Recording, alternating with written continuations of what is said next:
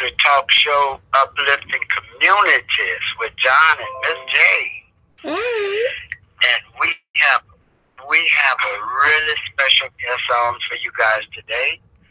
But before I go any farther, I would like to ask Miss J if she don't mind taking the pleasure of bringing our special guest on. Well, absolutely. Cheryl is a motivational speaker.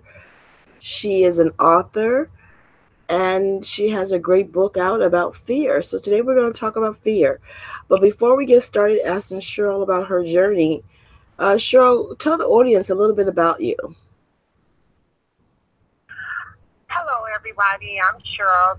I'm an author, and I'm a mother of 5 children. I have 7 grandchildren, and I decided to take this journey into writing when I was 12 years old. That's when I started doing poetry. I've always written things that came from the heart, and I did have a lot of fear of what people would think about my writing. So, because of that fear that you just mentioned, is that the reason why you started speaking about fear and moving past fear to achieve your goals and so forth?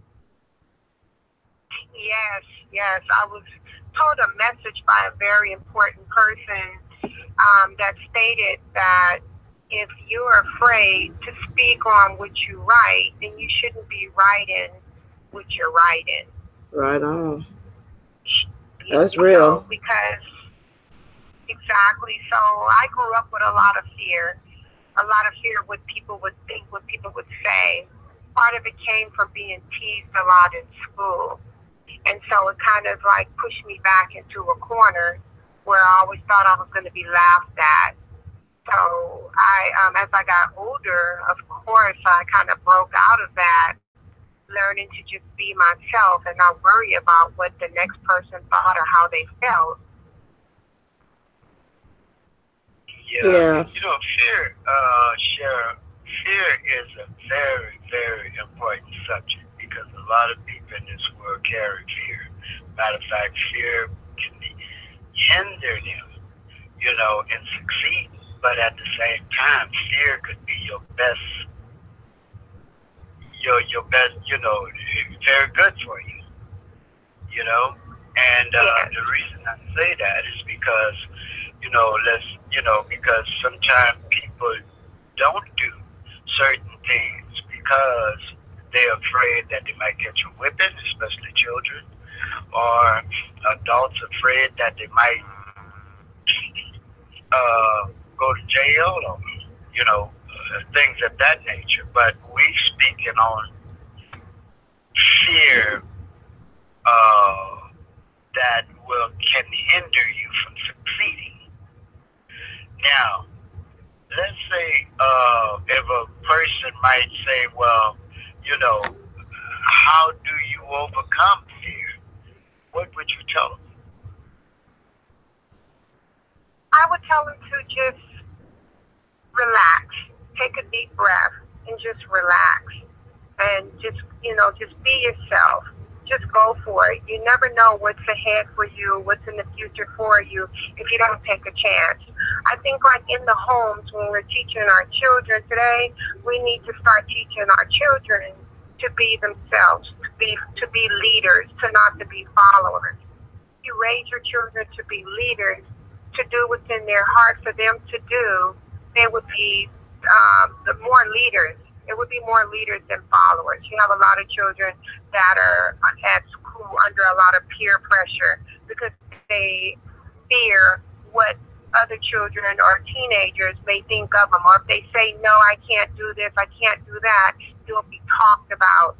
So it starts in a household of raising your children to be leaders, to do what's in their heart, to think for themselves, to not go by what just because something is a phase and everybody's doing it, it doesn't mean that they have to do it just because. They have to think for themselves. And you'll see how many children will grow up with less fear in their heart.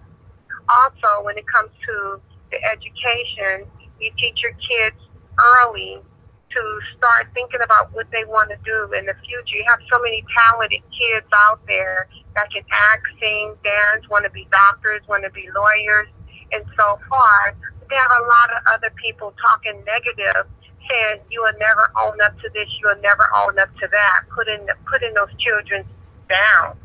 So these kids and teenagers have to be able to think for themselves and go for what they feel is in their heart and what they want to do. Yeah. So basically you're saying that there is no way to exclude fear, because fear is part of life. But what you have to learn to do is work through fear. Make it be a motivator instead of a depressor or something that holds you back. Because fear is inevitable. We're always going to have fear of something. I think the key about fear is learning to work through fear and understanding that it's just part of life. Things are going to come that make you feel uncomfortable. Things are going to be said that make you uncomfortable. It's part of life. So if we learn how to move through fear instead of being stuck in fear, I think that is really one of the keys as well, as learning to move through fear, because we can't stop fear. No, we can't. Right. We can't. And we also have to let them know, too, just because you're successful doesn't mean that that's going to take away the fear either. Absolutely. Because you hear a lot of celebrities say, man, I was so scared. And you're like, they did it 1,000 times. How can they still say they're still scared? Especially like stand-up comedians. You always hear them say, man, I was so scared. And I'm like, wow, they've been on the stage hundreds of times, but yet that fear does not go away. They work through that fear to give us as an audience a great show.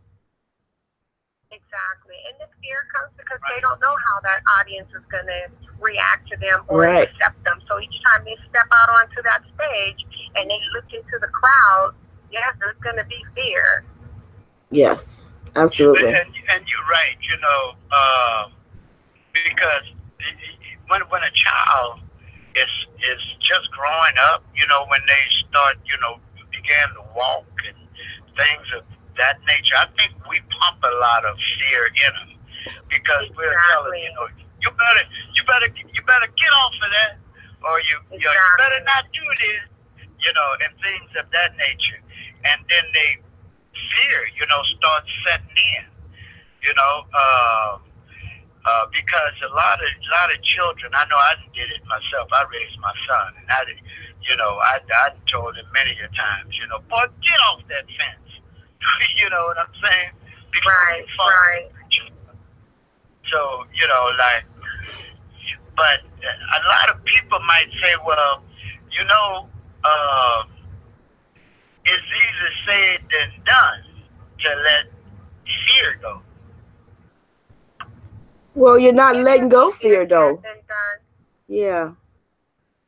You're not letting it go. You're That's right. Learning how to deal with it. You're learning how to not let it control your life. Absolutely. And as you were stating, John, about children, like how you say your son would fear you because you're telling him, get off that fence. It goes back to, like, with the education, too. A lot of parents want their kids to live through them. The dreams that they let fear hold them back from accomplishing, they want to force it on their kids. Mm-hmm. Like, for instance, say I wanted to be a doctor. My mom wanted me to be a doctor so bad because she was a doctor, but deep inside, I really didn't want to be a doctor. But the fear inside of disappointing my mom, I couldn't tell her I didn't want to be a doctor. Right. And so that's not making you a great student or a great learner or whatever the situation may be, because you're doing something that you feel you're being forced to do, and you don't want to disappoint your parents because this is what they want for you. Yeah. And backtracking on the kids, the first thing that children learn is the word no. Exactly. The first thing we teach them is no. Then we follow that with stop. And then from there on, we start, if we allow, people start labeling children. And, when you place labels on people and they are not clear on who they are as they grow into adulthood, they live up to those labels. So you're correct. Like, it really begins way before we become adults. You know, and once we become adults, we have to own it. That is not me. This is who I am. Is a quote that you knew who you are. You knew who you were before the world told you who you are. And a lot of times we get caught up on what people tell us. Yes.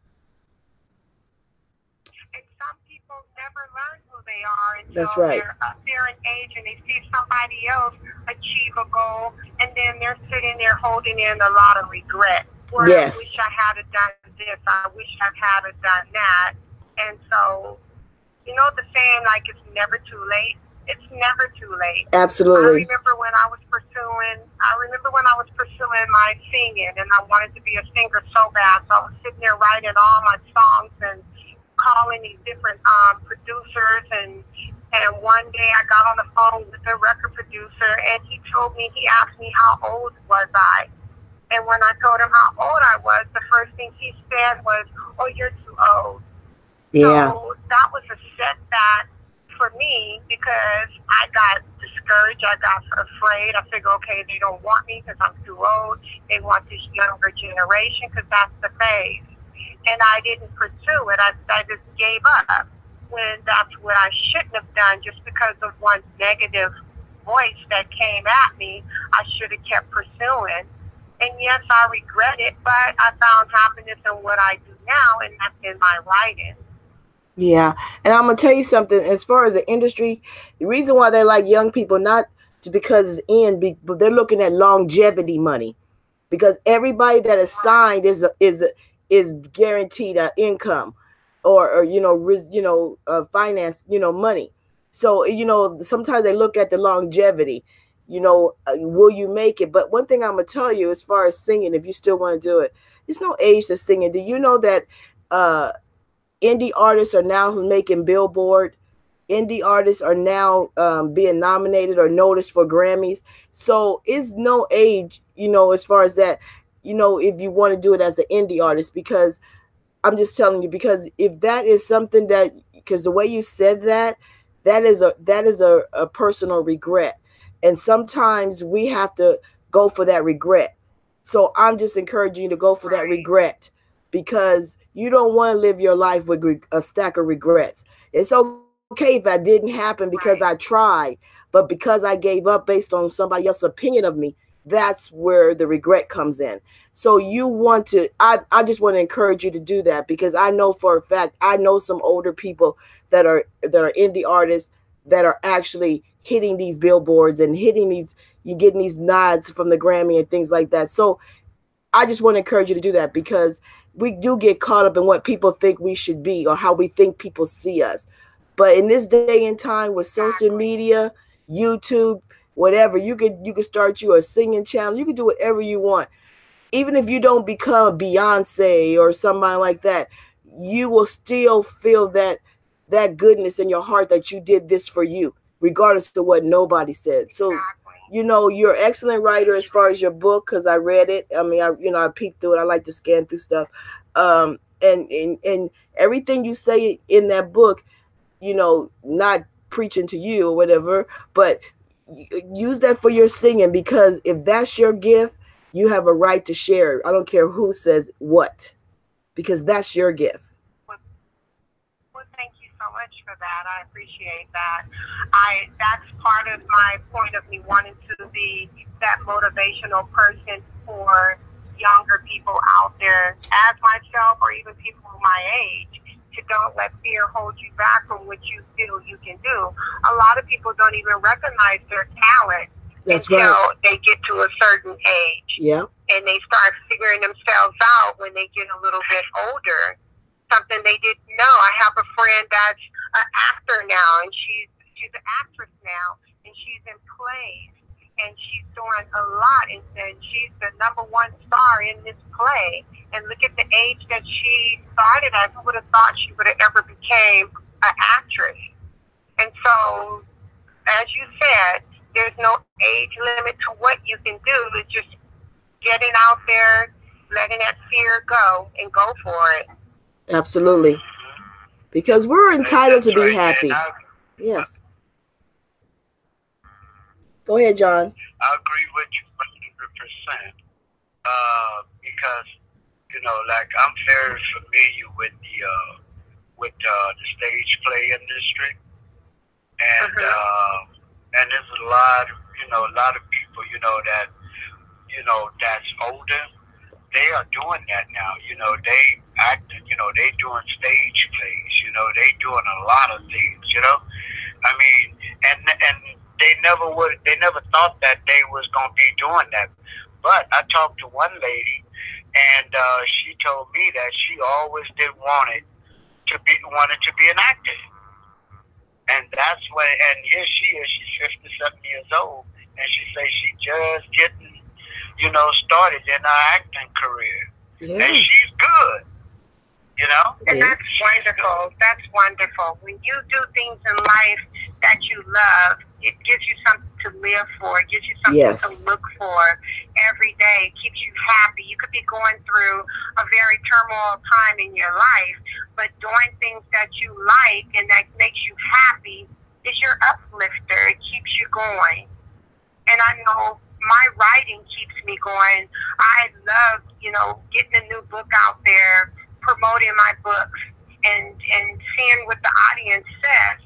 Now I have a book out now that's called Forbidden Chronicles of an Indecent Affair.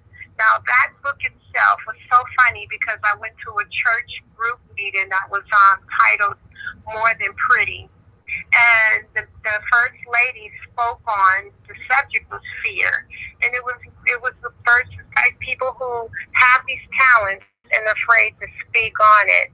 And that's when I spoke and said I have a book out and I'm afraid of what people will think of it because of the type of book that it is. I say, now this is what I love writing, so this is what I write. And so she asked me, what was the title of the book? I didn't want to say the title of the book because I felt like we were in a group meeting and these were church people, so I didn't want to say title of the book. And that's when she told me, well, if you're afraid to say what you're writing and you're afraid to say the title of your book, you shouldn't be writing the material. That's right. So when she said that, that's when I opened up and I told the title of the book. She said, you're sitting here in a room full of women. These could be your potential buyers. And That's you're right. afraid to sit and tell us what the title of your book is. By that time, I was in tears because it was like she hit the nail on the head with the hammer, and she was so right. So I said the name of the book, and then everybody started pulling out their phones, pulling up the book and looking at the book and complimenting me on the book. Yes. And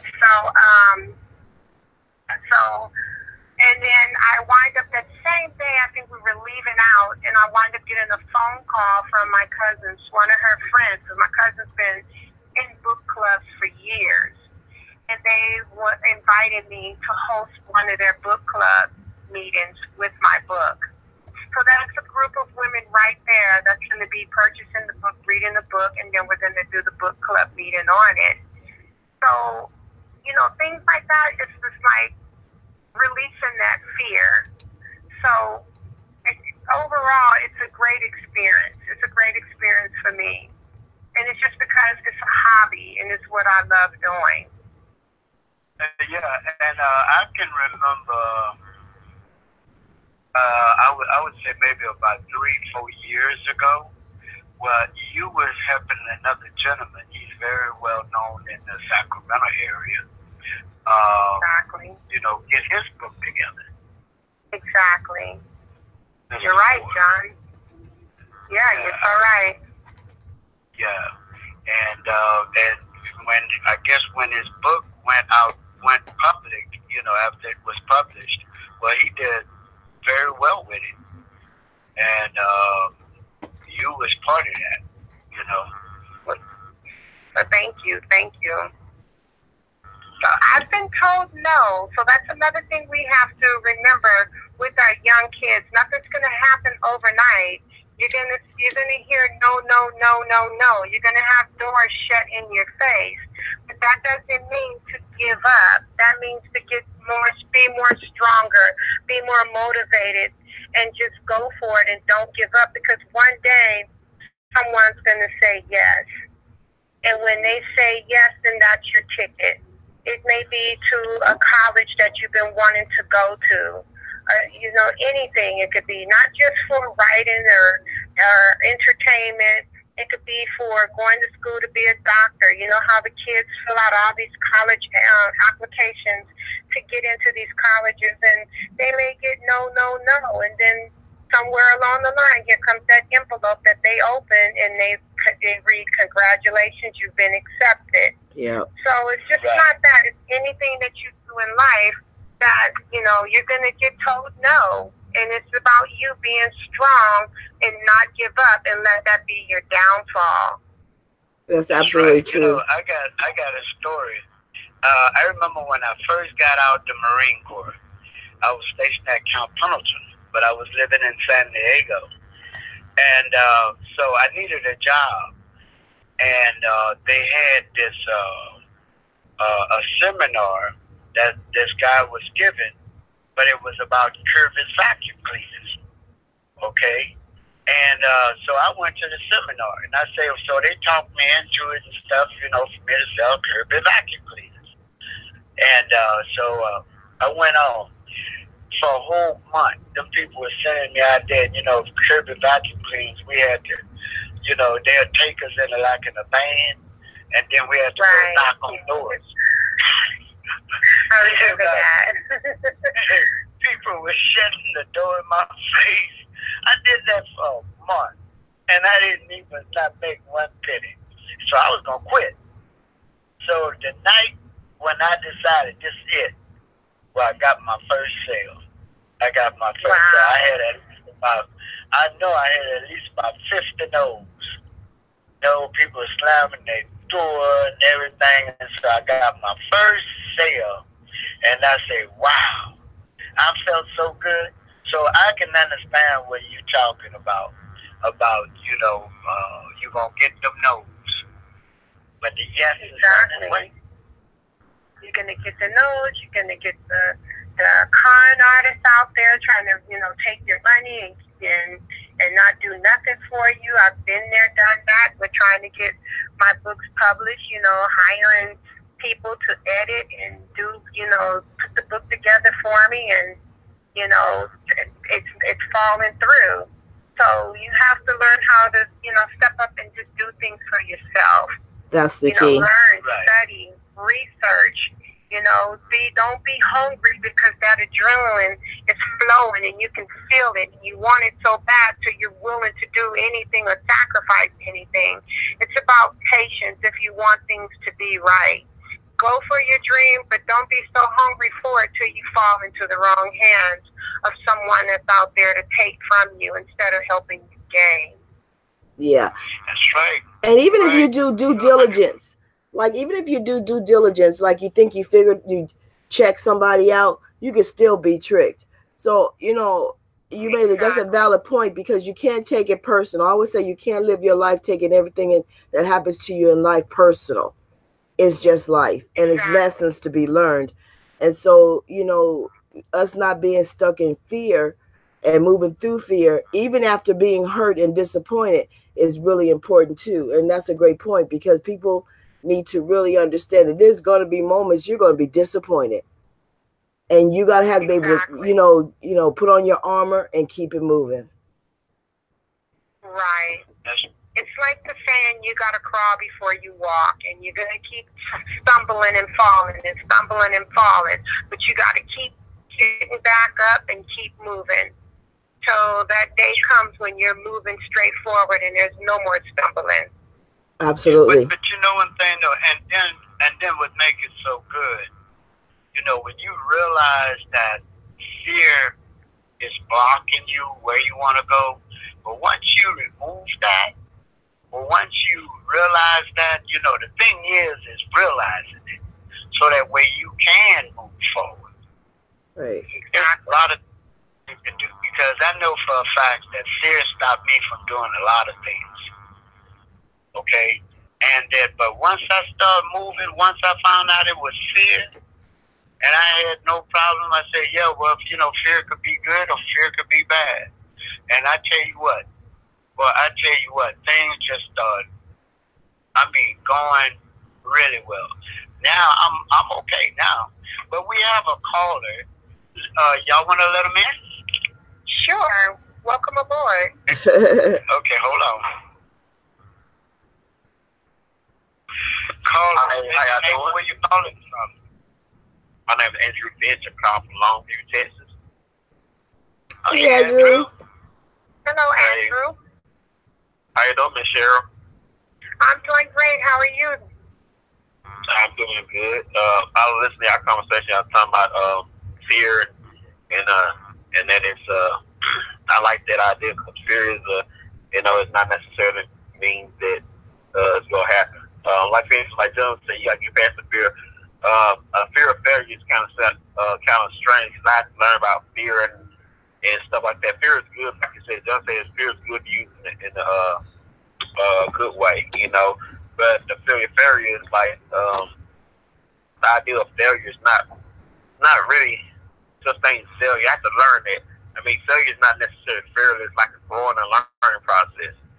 If you see failure as a learning and growing process, you shouldn't be afraid. But people have a fear of not succeeding the first time because it's called when you're young, you get ridiculed, you're not good enough. Or like in school, for instance, you get a bad grade, and people call you a failure.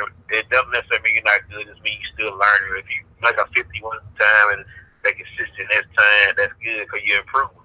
So instead of seeing so people just see failure as a growth process and not like a little process that you're dumb and you ain't good enough. And I think that's one of the greatest reasons why people fail, the fear of failure, because they think it means they're not good enough or something like that. It's what it's been taught conditions. But fear is good if you're not use the energy to something greater. Like don't give up. It's okay to be afraid of something. So yeah, I'm glad. You're 100% right. Talk about that. Yes, ma'am. So yeah, you got to keep doing your thing. Right. You touched on the subject that what we were just talking about when they came to school. Like a lot of the fear, it starts with the peer pressure in school. Mm-hmm. Yeah, and then if you get rid of that idea of the public school's not good. And you people need to get the idea because I failed before I went and started over another grade. I had to repeat like say first grade, and like at the high school, some class I had to go to summer school, but it's not necessarily mean you're dumb. It just could mean that you're not, just need to work on it, or you may learn different. Everybody don't learn the same either. And so a lot of people don't realize that everybody don't learn the same, and unique differently. So everybody may learn different. You might have to teach to something another way till they get it, till they catch on, to a spark. And that's why people are not good at math, but then when you catch on to math, they realize it's not as hard as they think it is. So it all about learning some different. So a lot of people think about public schools, everybody don't learn the same rate and the same pace. And so people feel rejected. So and that's what the teachers need to realize also. The teachers have to realize that you can't treat every student the same because everybody does have a different way of learning.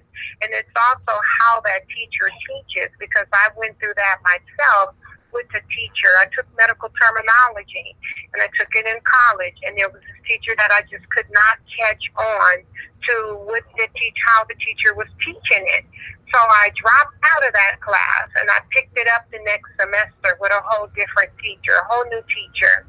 And the way that teacher taught it, I picked it up like with the snap of a finger, to the point where I went up to the teacher's desk and thanked the teacher, told the teacher, thank you, because it's never been taught to me this way. And the way you taught it, it was so easy. And I really thank you for it. And the teacher was amazed. So you're right. You can't treat every student the same. I think that if the teachers took the time out to get to learn each and every one of their students on a personal level, then they would have a better understanding of their students instead of being so quick to fail a student because the student just didn't catch on to something. Yes, ma'am. And that's why I like a lot of the stuff on the homeschool. The homeschool, you have all the peer pressure is easy for that first parent should be able to teach their kid what they can understand and take the time to do it. The homeschool, right.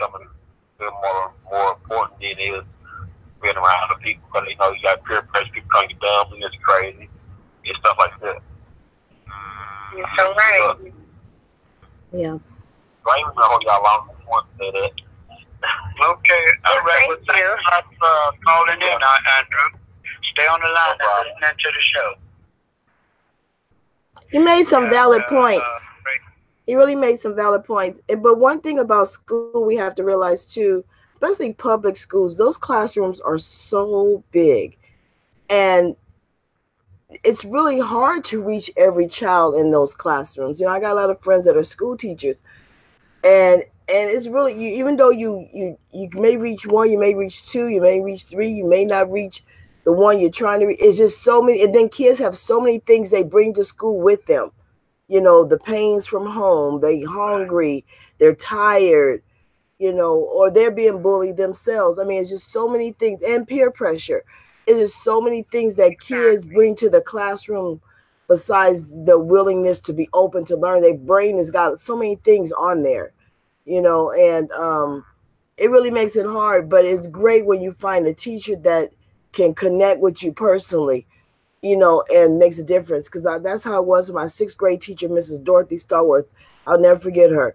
But she took me to my first plays, my first operas, all those things, especially for a little color kid in South Central. We wasn't even tripping. We wasn't doing that, you know. But she wanted me to see that it was a group of us, but wanted us to see that it was a bigger world than the world we lived in. And I can never thank her enough for that, because that took away a fear that I'm only supposed to do X, Y, and Z. Oh no, I could do X. I could do a whole bunch. You know, it's unlimited of what I can do. And I think, you know, when you talk about your book and when you speak to, you know, other people and stuff, you're teaching them that there is unlimited. The universe is unlimited. It's nothing that they cannot do if they just apply themselves and move through that fear. And I think that's what's really great about what you're teaching, because a lot of people have a misconception of fear, you know, and understand that fear is inevitable. How you move through it is what the key is. And giving them those tools to do that is really essential, you know, really essential for, you know, people that are stuck in that place of fear. So I commend you for that. But when you speak to, I noticed that because I've checked you out, you speak sometimes. And when you're speaking, and I don't know which age group it is, you can share that. But when you're speaking, what are some of the things that you share when you're sharing your book and trying to motivate people to move past fear? I shared some of the life experiences that I've been through. You know, the real incidents, you know, of, you know, being myself, even when it comes down to relationships, you know, fear of being alone or fear of getting into an abusive relationship. So you hold yourself back, you know, from even dating, because you've been there, you've done that. And so you're second guessing yourself. You may lose out on a good relationship because of what you've been through in the past, and you're holding back and you're afraid to start all over again. Like for myself, I've been married. I was married for 25 years, and now I've been single for 8 years. And the reason why I've been single for 8 years is because of the fear holding me back to start all over again. You know, it's just fear comes in every part of your life. So yes, my motivation is to just let go. I know I can be the better at saying the words than doing it myself. And sometimes I feel like I need to sit back and listen to someone else.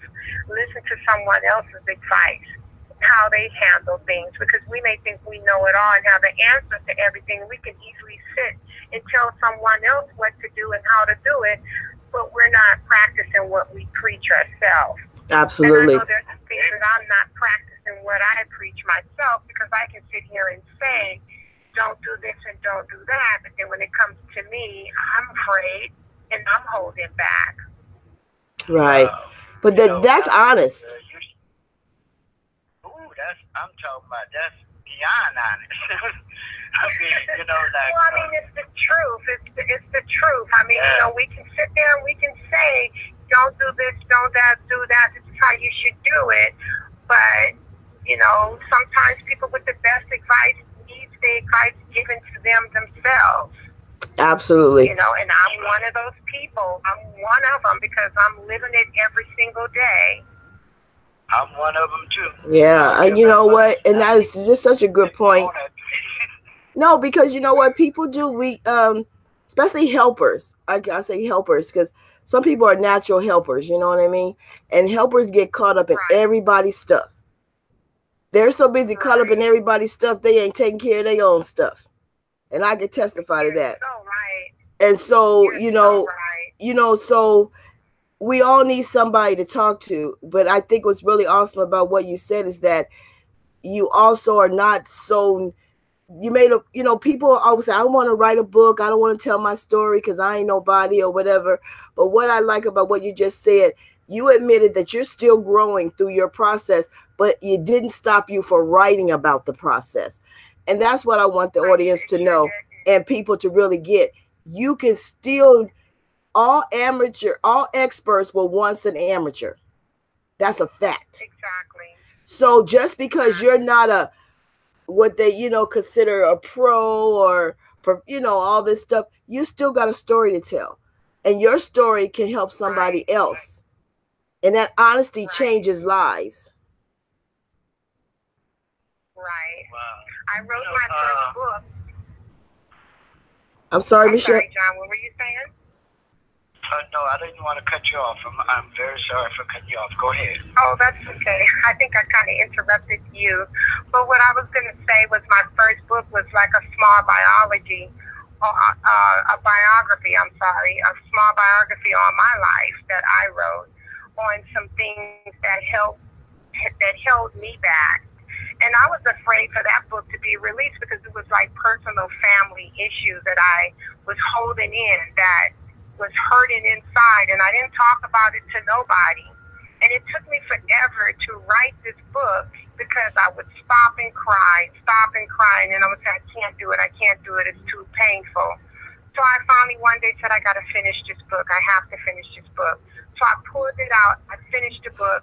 I had to stop and think like, how my family is going to feel about this book, you know. And sure enough, when the book was released, oh, you should have heard the negative things that were coming my way. Like they were saying, this wasn't true, that wasn't true, that didn't happen, this didn't happen. Okay, in your eyes, it may not have happened because it didn't happen to you. This is my life. I lived it. These are the things that I went through. So whether you felt it that way or you saw it that way, you can't sit and say what's not true. So that book sold a lot. You know, I had a book event at the bookstore, book signing event, and the book just went, you know, really, really quick. And the manager at the store asked, could I put the book on the bookshelf? I was so happy for that because it was an honor that, you know, they asked to put the book on the bookshelf. Now remind me, before you have a book signing event, the store, the managers have to read the book themselves so they'll know what they're helping promote. That's right. Right. So, exactly. So for me to even have made it that far, to get to have a book signing event at Borders Bookstore, that's the bookstore it was at, and that was a major bookstore. Then for them to ask to put the book on the shelf, I was so excited. And that's where my motivation came to keep writing. But I didn't want to go back into the personal. I wanted to go into fiction because I feel I have that vivid imagination where I can just, you know, write some of everything. And so I get compliments on it. Like, is this book about you? Oh, well, girl, I opened up this book and I started reading this book and I could have sworn you were talking about me. You know, so I get compliments and comments like that, you know. So when you get compliments and comments like that, it motivates you to just keep going, which is what I'm doing now. So I do have another book that's a sequel. It's a trilogy to Forbidden Chronicles of an Indecent Affair, and the book is titled Forbidden Chronicles with a Revenge. So it's a trilogy to the first book. And I'm working on that now. I don't have a release date, but I'm working on that one as we speak. Okay. Well, we have another caller. Okay. Y'all want to let them on? Okay. Sure. Caller, state your name and where you're calling from. Tommy Cole, Ray Jones, Indiana. Hello, Okay. Hello, Tommy. Hello, Mrs. J, Mrs. Brown, and your special guest, hi, everybody. Hi, Hey, I'm Cheryl. Cheryl, hi, Cheryl. Hey, look, hey, I mean, I had to call in because, you're speaking all the truth. I did a small project too, and some things that was written, people were angry with, which I'm just telling the truth, that someone else may read it and they might learn something from it and don't go back and make some of the mistakes that others have made in their early life journey. And man, and then families began to read it, and they were like some of your families, they said, no, it didn't happen like that. It was like, no, I'm telling you, because it happened to me. And then, so a whole lot, and a writer, I believe a writer, when he writes things, he writes things from their heart, and that people would take it where it would give them an advantage from writing stuff. If you write nonfiction, and more, and what I've written this, and that's what it was all about, to have the next generation not do like the generation before them. And boy, man, they hit the sky on me, and I thought I was going to have to run for my life. So I know I truly understand you.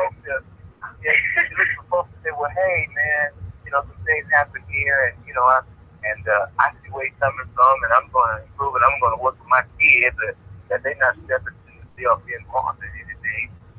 Just like being in those type of ways. Well, it wasn't like that. So not everybody's going to appreciate the work.